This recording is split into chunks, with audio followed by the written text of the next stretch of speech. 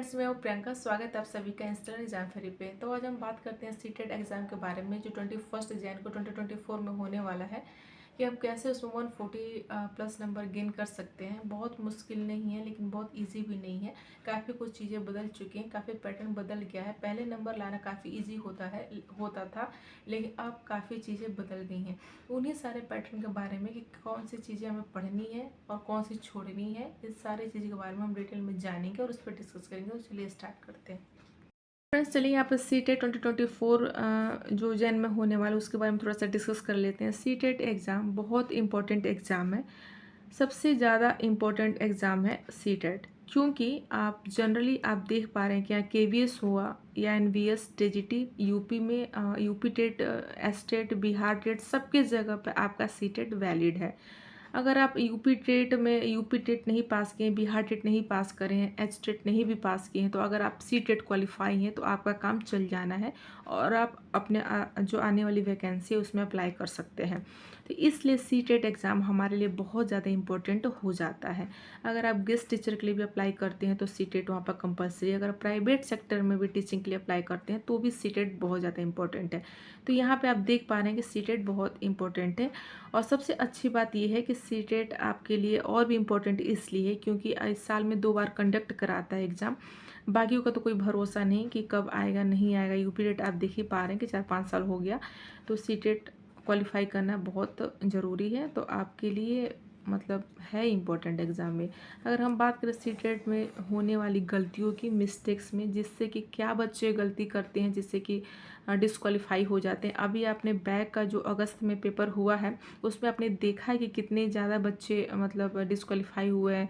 अगर paper first second दोनों की बात करें तो टोटल 24 लाख प्लस में बच्चे उसमें अप्लाई किए थे, जिसमें कि 2.5-3 लाख बच्चे ही क्वालिफाई कर पाए हैं।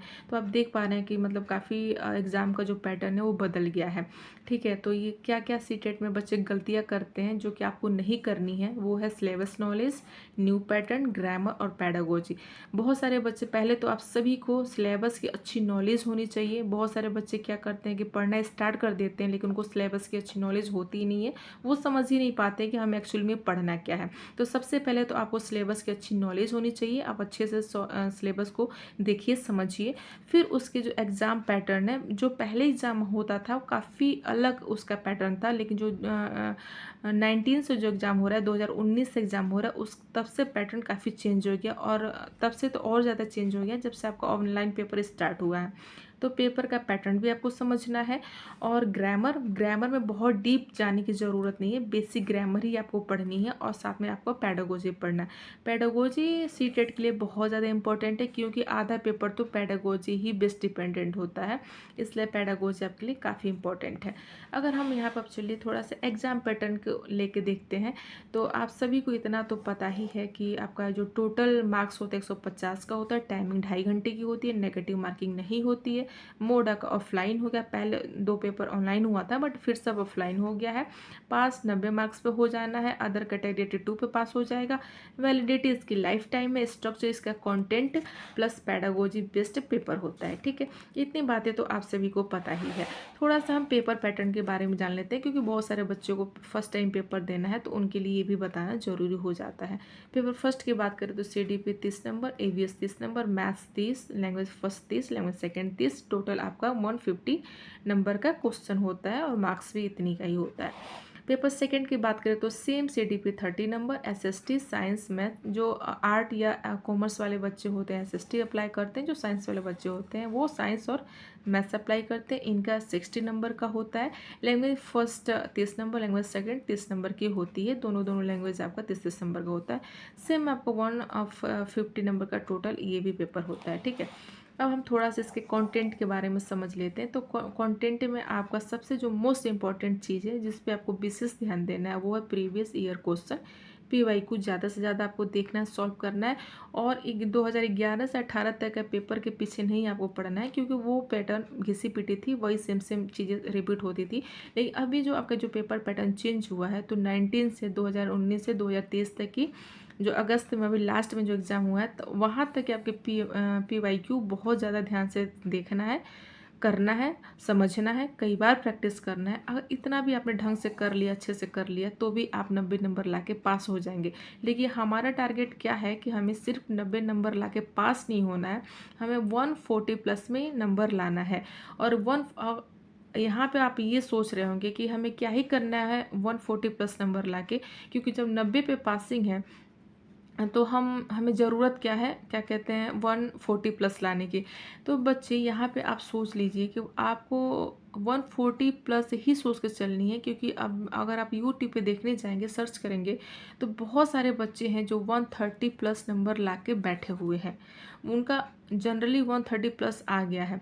और आपको सी टेट में 130 और 140 की बात नहीं हो रही है, क्योंकि यहाँ पे तो 90 नंबर ही पासिंग है।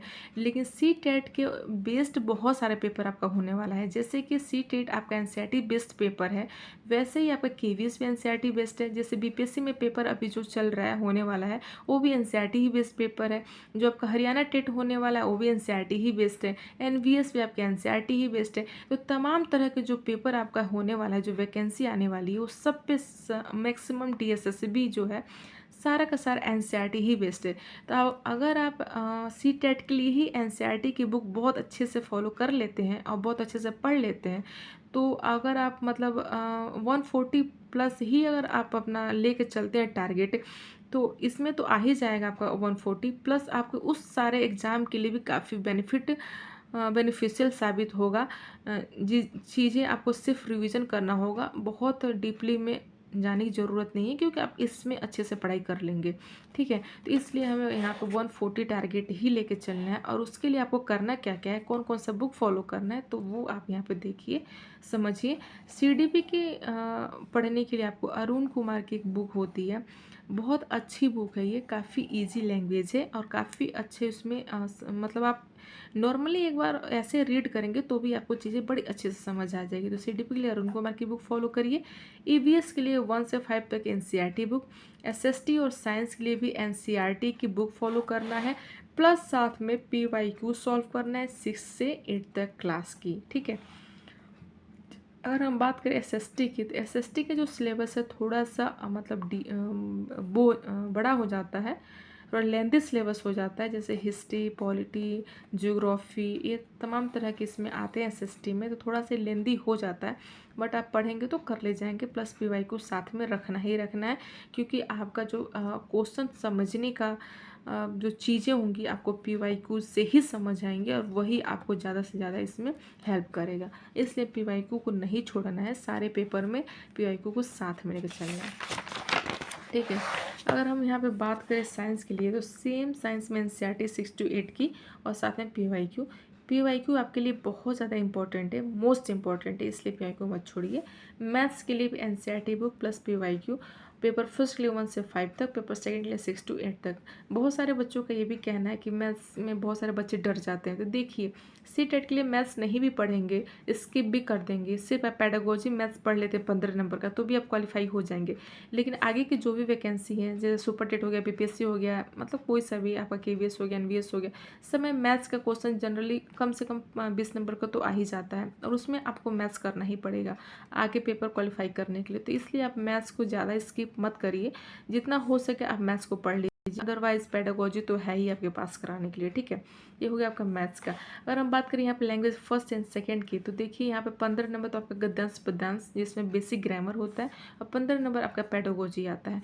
तो बहुत सारे बच्चे क्या होते हैं, बहुत डीपली ग्रामर पढ़ने लग जाते हैं, जो कि उसकी ज़रूरत है नहीं। तो आपको यहाँ पे यही चीज़ छोड़ना है, बहुत घुस के आपको ग्रामर नहीं पढ़ना है, आपको बेसिक ग्रामर ही पढ़ना है। जब आप पीवाईक्यू सॉल्व करेंगे तो आपको उससे आइडिया लग जाएगा। आप सिर्फ पैराग्राफ पे ध्यान दीजिए और उससे रिलेट थोड़ा बहुत हल्का फुल्का जो ग्रामर, उस पर ध्यान देना है। और पेडागोजी आपका मतलब 15 मार्क्स का आता है। तो पेडागोजी के लिए आपको पीवाईक्यू सॉल्व करना है। आप उसी को अदर बुक लेने की ज़रूरत नहीं है प्रैक्टिस के लिए, आप पीवाईक्यू ही प्रैक्टिस समझ के उसको सॉल्व करिए, बार बार सॉल्व करिए, बार बार उसको पढ़िए, उससे बढ़िया ज़्यादा कुछ है नहीं। प्लस हो पाए तो सीबीएसई की बुक पढ़ लीजिए, तो इससे आपका पेडागोजी बिल्कुल बाहर नहीं जाने वाला है। अब कॉन्सेप्ट भी समझ में आएगा और आप चीज़ों को अधिक से अधिक मतलब सॉल्व 15 में 15 नंबर भी ला लेंगे। अब एक चीज़ यहाँ पे आपको क्या देखना है कि जो ऑनलाइन जो दोनों पेपर हुआ है ना, वो 100% आपको सॉल्व करना है, और लास्ट में जो अगस्त वाला पेपर हुआ है वो 100% सॉल्व करना है। आपको ये तीनों पेपर बिल्कुल नहीं छोड़ना है, ये तो ज़रूर से ज़रूर देख लेना है, क्योंकि यहाँ ही आपका पेपर पैटर्न चेंज हुआ है। ये चीज़ आप जब देखेंगे तो आपको चीज़ें समझ आएगी, और जनवरी वाला जो 2024 में होने वाला है वो आप मतलब ईज़िली क्वालिफ़ाई कर लेंगे। अब अगर आपको 140 गेन करना ही है तो मतलब आपने टारगेट बना लिया है, और जो कि बनाना ज़रूरी भी है, तो आपके लिए सबसे जो इम्पोर्टेंट चीज़ है वो है आपका टाइम मैनेजमेंट। टाइम मैनेजमेंट अच्छा होगा तो आप कर ले जाएंगे, और इसके लिए ज़्यादा से ज़्यादा प्रैक्टिस करिए, और OMR शीट पे प्रैक्टिस करिए। ऐसे सिंपली नहीं, आप घड़ी का टाइम 2.5 घंटा लगा के जैसा पेपर करते हैं वैसे OMR शीट सॉल्व करिए। आपको इससे मतलब टाइम मैनेजमेंट भी होगा, और चीज़ें अच्छे से प्रैक्टिस भी होगी, गोला वाला सॉल्व करने में भी आपको आसानी होगी। गोला भी गलत नहीं करेंगे तो ये आपका मतलब अच्छा चीज़ रहेगा एक 140 प्लस नंबर गेन करने के लिए। बहुत ज़्यादा ये डिफ़िकल्ट नहीं है, लेकिन अगर आपने ये सारी चीज़ें फॉलो कर लिया तो। अगर नहीं करते हैं तो आप 90 नंबर पे अटक जाएंगे, और मतलब डिफ़िकल्ट नहीं है तो आसान भी नहीं है, ठीक है। तो ये सारी चीज़ें आपको करना है। तब तक के लिए आई होप कि आप सभी को चीज़ें समझ आई होंगी और वीडियो अच्छी लगी होंगी। अगर आप मतलब समझ पा रहे हैं तो वीडियो को लाइक शेयर सब्सक्राइब कर लीजिए। तब तक के लिए friends, tata bye bye and thank you so much.